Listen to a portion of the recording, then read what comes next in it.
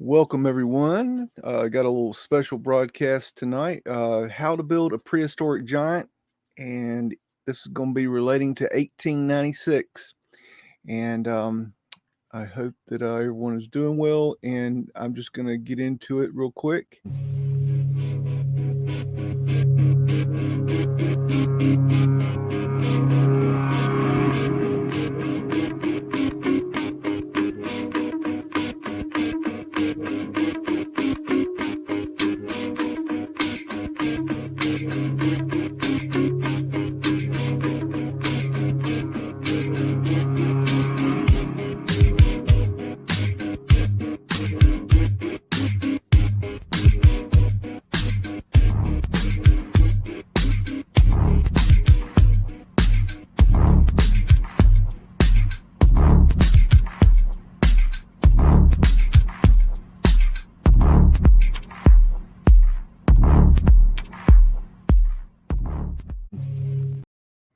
Alrighty.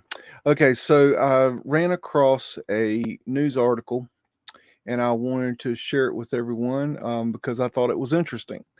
Not going to put a whole lot of effort into this, just going to go ahead and show you what I found. So I was looking at a New York Journal newspaper from 1896. The date is August 23rd, 1896. This is New York Sunday. So this was a large paper back in this time frame. And these old papers are very fascinating. But as I was thumbing through it, I ran into this part of the article, and this is what this video is about tonight.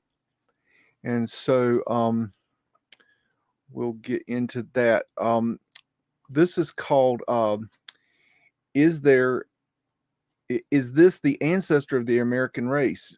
Discovery of an ancient giant's footprint in British Columbia raises an interesting question.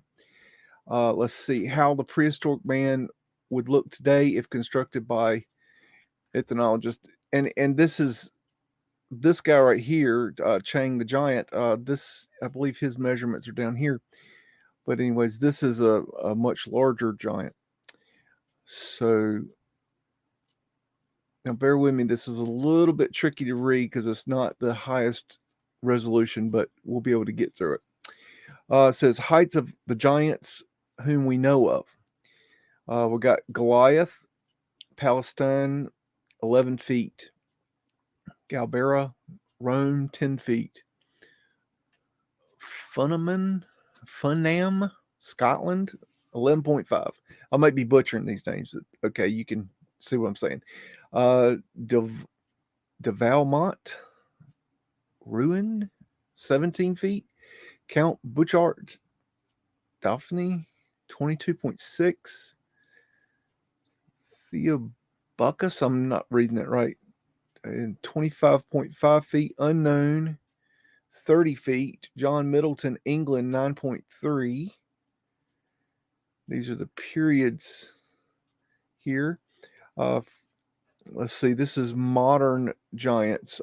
Frederick, Sweden, 8.4 feet. Kajanus, Finland, 7.9. Gilly, 8.1. Patrick Cotter in Cork, 8.7. Chang Gao, Peking, 7.8, 1880. And that's this dude, 7.8 feet. That's this dude right here. So that's what they're comparing this to. So anyways, we'll get into the article. Dispatches from Victoria, British Columbia announced the discovery of a series of gigantic footprints in that colony. They are apparently made by human being, and if so, it is prima facie evidence of existence of a race of prehistoric giants on the Pacific coast. Let's see. The Sunday Journal has made telegraphic inquiries concerning the discovery and has obtained many additional details, no doubt exist in the minds of those who have, I'm going to go down here, seen the impressions that they are of human making. But there is yet no reliable scientific verdict on the subject. The Provincial History Society has already begun an investigation. In any case, the discovery is one of great. Okay, we got to go up. Interest. It will probably arouse a sharp discussion among archaeologists. If the prints are proved to the satisfaction of the investigators to be those of a living creature, the question will remain to be decided whether it was human or not. Anything concerning um, the early history of human race arouses great and natural curiosity. One would like to know whether this prehistoric ancestors were great and terrible creatures or small and spell-like. I think that's what they're spell-like ones. If they were small, how could they have the average man's stride? Oh wait, how could they have? I hate when they do articles like this. Lived almost unarmed among the huge and fierce beasts which then abounded on the earth. If there are pygmies today, compared to whom men of the bigger races are giants, why should there not have lived thousands of years ago giants compared to whom the biggest men today are pygmies? Man in the last comer on the earth is the animal concerning whose early history least is known. The natural history of some animals can be traced for countless ages, but the bones of man are very perishable and remarkably, if let's see, if they have an antiquity of 2,000 years. For these and many other reasons, the report from British Columbia deserves all possible attention. The footprints were found on the island of Victoria near the town of Quacinto on the west coast. Their discoverer was John Leeson, a storekeeper of the town and a man of intelligence. He reported of his find to Captain Foote of the steamer Mischief, who repeated his account to the members of the Provincial History Society. They were satisfied of its interest and importance, and a party was sent out to make an investigation. It appears that Leeson, okay, I guess that's his name, was walking at some distance from the town when his curiosity was aroused by a strange depression in a large flat rock that lay before him. He was at the time at the foot of a mountain. The depression was once suggested a human foot, but it was of enormous size. There was a well-marked hollow where the heel would have been, and a very faint depression indicated the arch of the foot. The ball of the big toe and the rest of the forward part of the foot were plainly to be seen. It is to be remembered that no other animal has an arched foot like that of a man. Layson immediately proceeded to measure the print and found it was 29 inches in length. Its greatest depth was 4 inches. Fascinated by his discovery, he carefully examined the vicinity. At first, he saw nothing which he could connect with the print, but after a few minutes, he came upon another almost identical. It was 9 feet away from the first. This apparently was the length of the stride which the giant had been in habit of taking. Following the direction indicated by these two prints, Leeson found a number of others. They came to an end abruptly, which was not surprising, for their surroundings must have undergone tremendous changes since they were made. The mountain itself may have come into existence in that time. It is not surprising that footprints should have been preserved for so many ages. They may have been made in soft mud, which subsequently hardened and was then buried in the earth by volcanic action, and they're turned into stone and preserved from injury until another volcanic disturbance brought them to daylight again. A large part of the knowledge of animals of early geological periods has been obtained from imprints left by them in this way. Leeson, and it is said, has already set to work to chisel out the first footprint which he found. He intends to ensure public recognition at its discoverer. The existence of prehistoric giants on this continent has already been the subject of scientific discussion, the most important and interesting discovery tending, to prove their existence was that of the Karsuf footprints. Not sure if that's right. In 1808, Warden Batterman of the Nevada Penitentiary, while making excavations for the jail in the Big Bank of Clay and Metamorphite, came across certain tracks which were said by local scientists to be those of an extinct order of wading fowl. The next discovery was at a level 16 feet below the surface and consisted of the bones of a mastodon, most of which crumbled to dust on exposure to air, but some of which have been preserved. Next came the uncovering of footprints. About there was considerably more interest and discussion.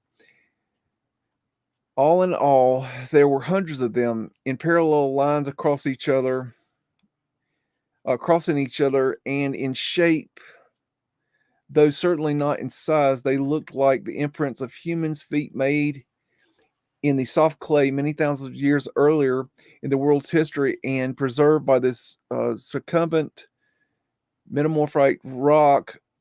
By actual measurement of the impressions were found to range from 18 to 21 inches in length.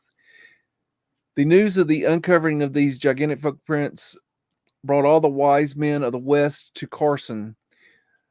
With their advent came a bitter discussion as to the character of the track makers. Professional Lee Conte declared that the tracks were those of great sloth, and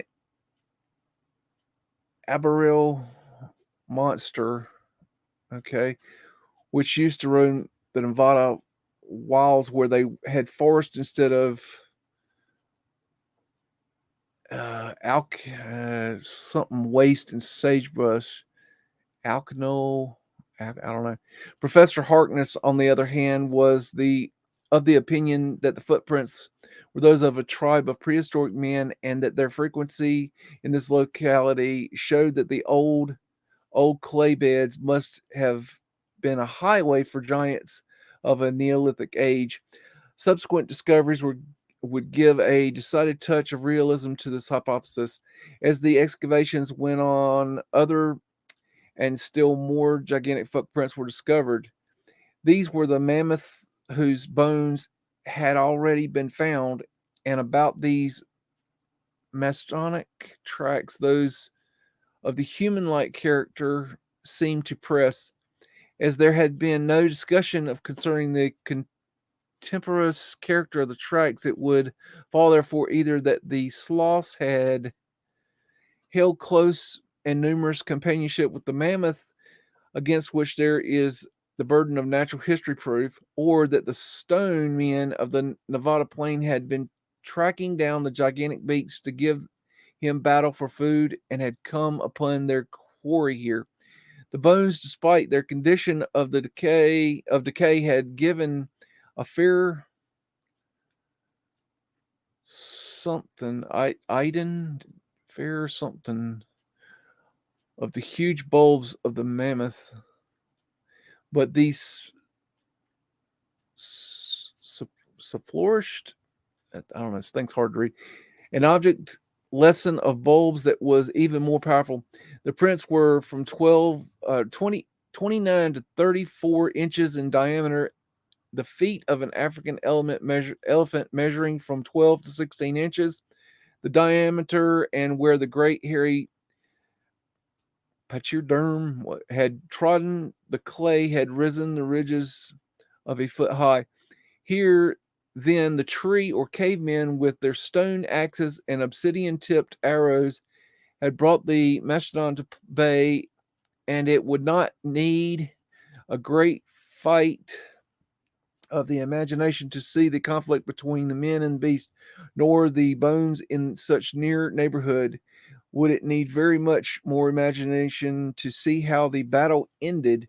A strange addition to the actual realism of the scene is furnished by the testimony of the rocks themselves, somewhat ahead of the mass of tracks around the center of the hunting scene are found Other prints of the big wading birds before alluded to.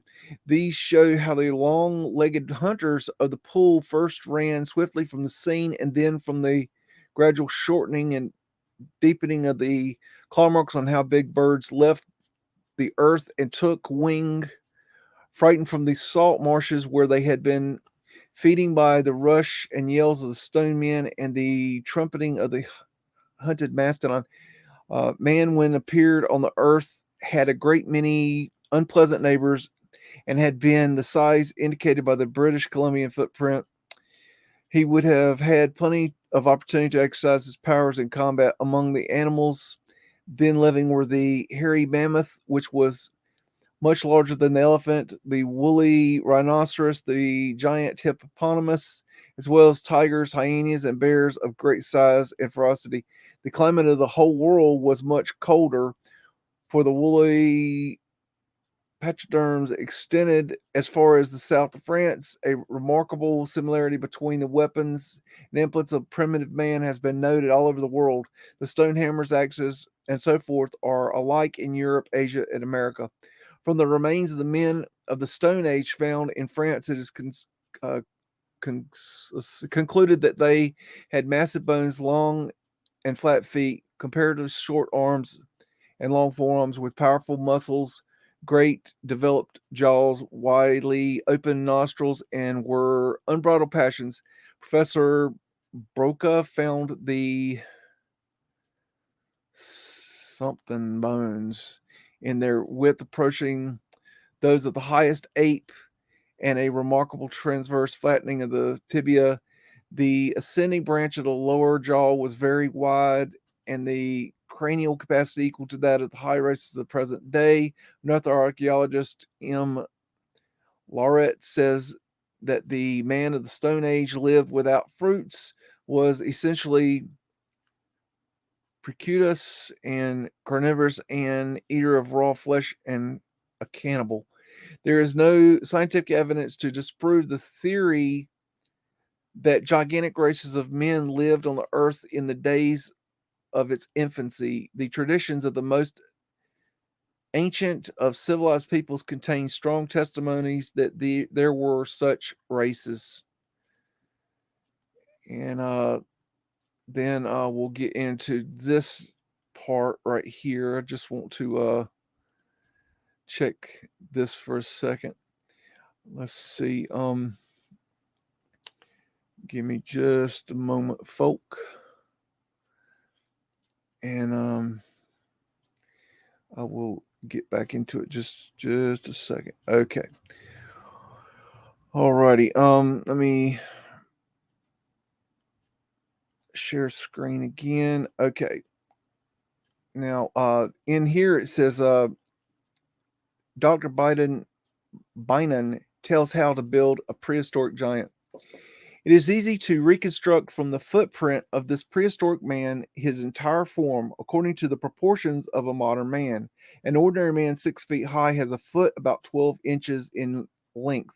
A man with a foot 29 inches would be about 2.5 times as tall, or between 17 and 18 feet high.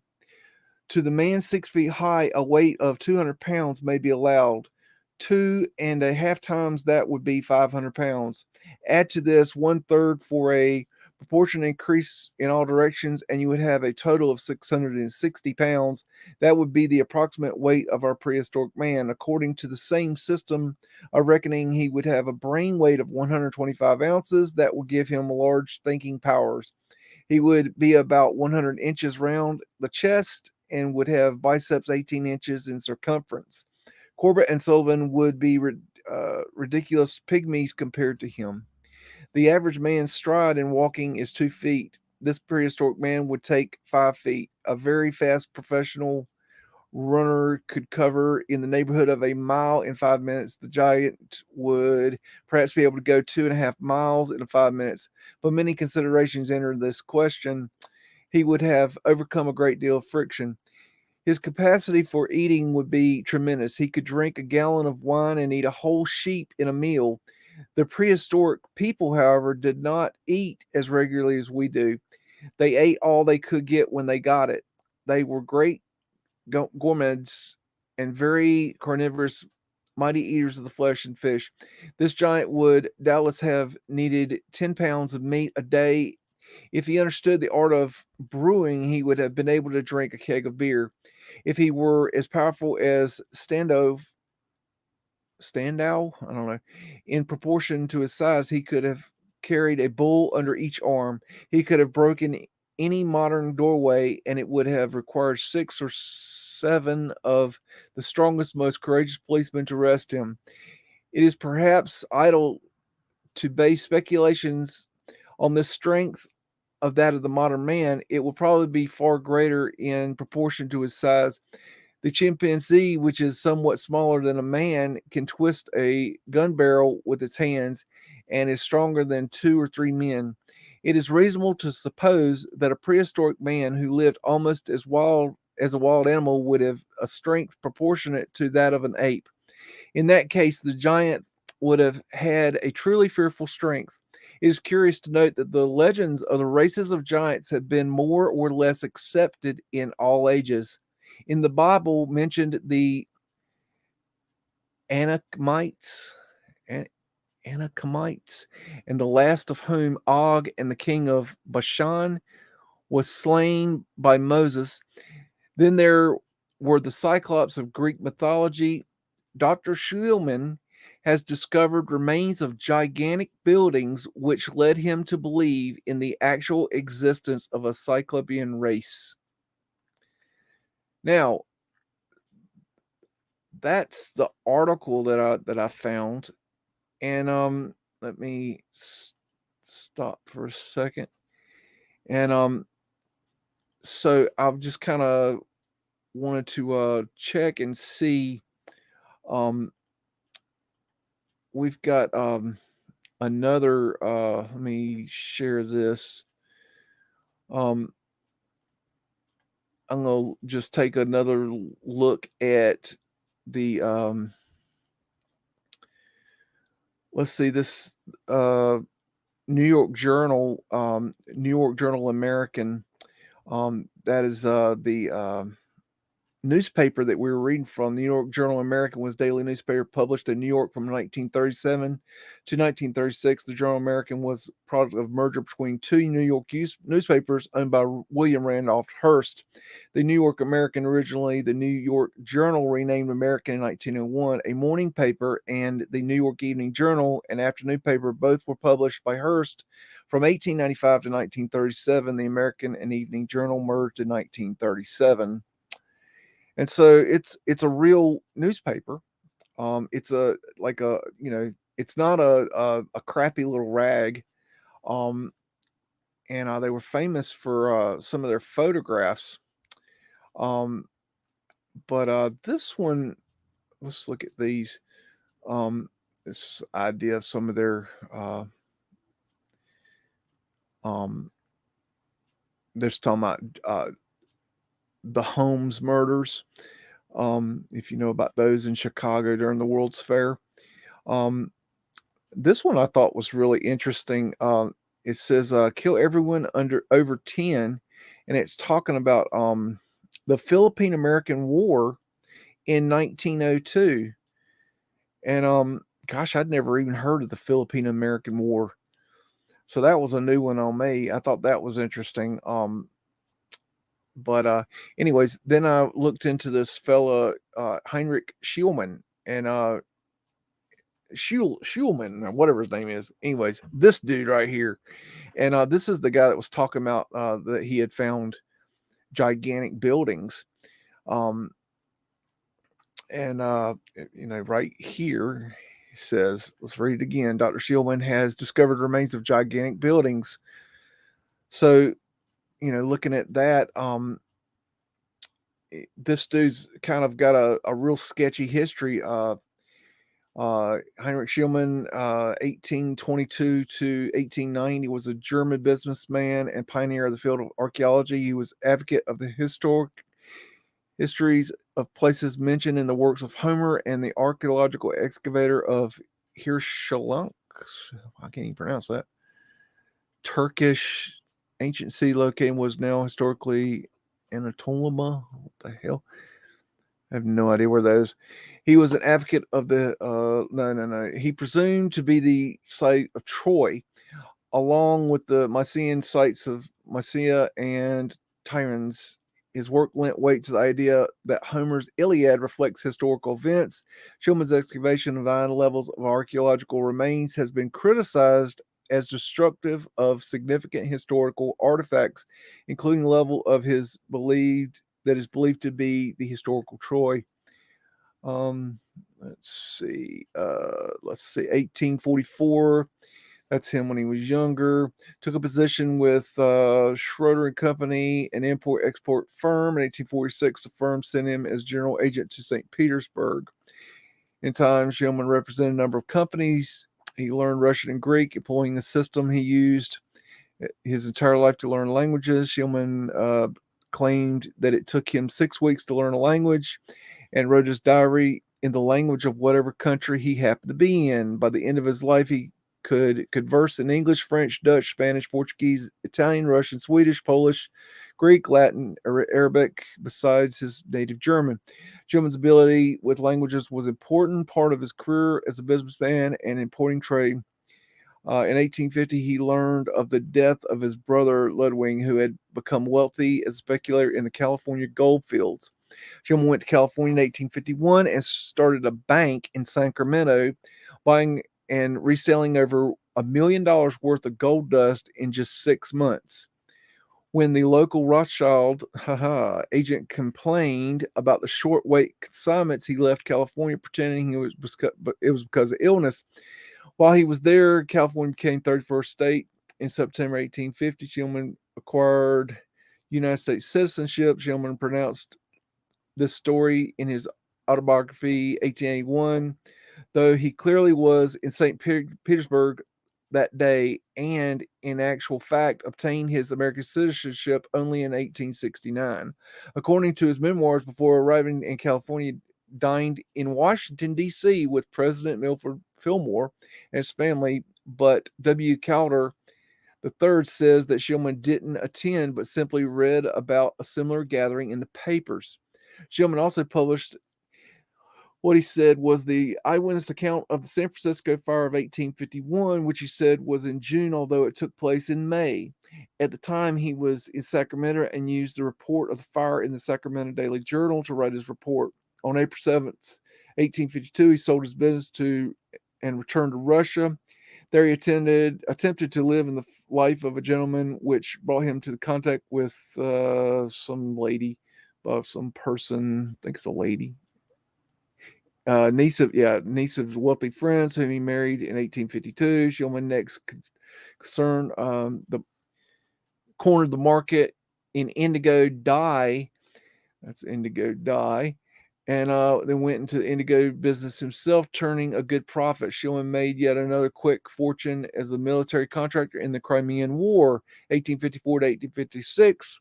He cornered the market in saltpeter, sulfur, lead, constitutes of ammunition, and resold to the Russian government. By 1858, Schulman was 36 years old and wealthy enough to retire. His memoirs, he claimed that he wished to dedicate himself to pursuit of Troy. Amateur archaeologist Schulman was an amateur archaeologist. He was obsessed with the stories of Homer and ancient Mediterranean civilization. He dedicated his life's work to unveiling the actual physical remains of the cities of Homer's epic tales. Many refer to him as the father of prehistoric Hellenic archaeology. 1868, Schulman visited the sites of Greek world, published Ithaca, something blah blah blah, Troja, in which he asserted that this place was the site of Troy and submitted a dissertation in ancient Greek proposing the same thesis to the University of Rostock. In 1869, he was awarded a PhD in Abyssinia. The University of Rostock in Germany for that submission. David Trail wrote that the examiners gave him his PhD on the basis of his topographical analysis of Ithaca, which were in part simply translations of another author's work were drawn from poetic descriptions from the same author. Shillman was elected member of American Antiquarian Society in 1880. This is, let's see, this is his wife, maybe. Anyways, let's see. He got some something. I wonder if he found that. Yeah, he discovered this mask. Oh, I've seen that mask before.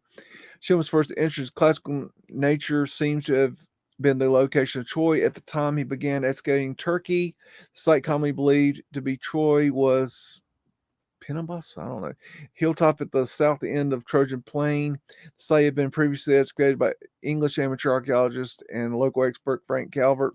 Shillman performed soundings at this place, and disappointed by his findings, it was Calvert who identified Hislark as Troy and suggested Shillman dig there on land owned by the Calvert's family. Shillman was the first skeptical about the identification with Troy, but was persuaded by Calvert. In 1880, Shillman began digging hills. In 1880, discovered 9 buried cities. Damn. So basically, I ain't gonna read all this shit. It basically goes on to, let's see. So that's his mansion. What is this here? That's his grave. Damn.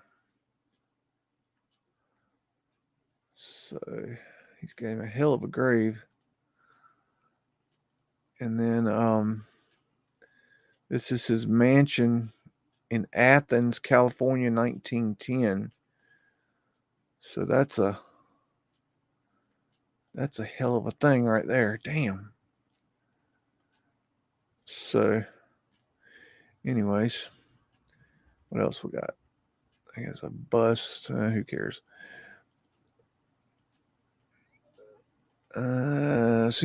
Okay, so that was interesting.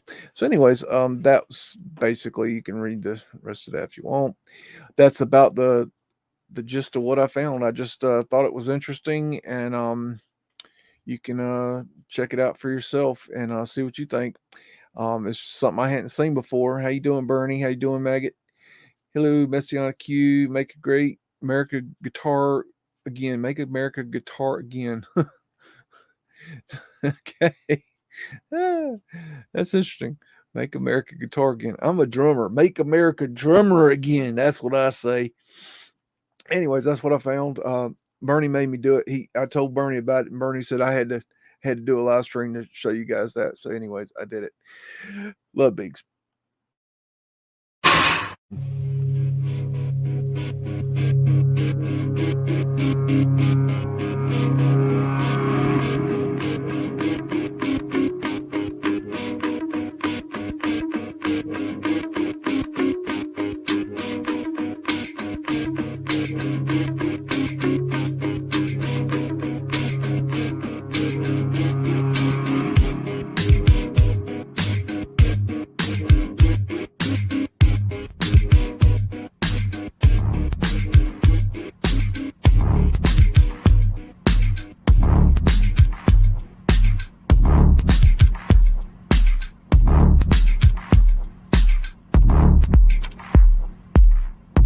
Say woof again! Say woof again! I've got one that can see. It's a mystery!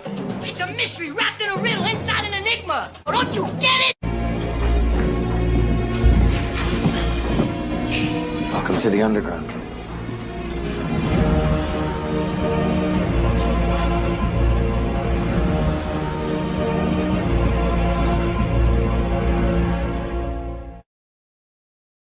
This is my kung fu, and it is strong. See you later.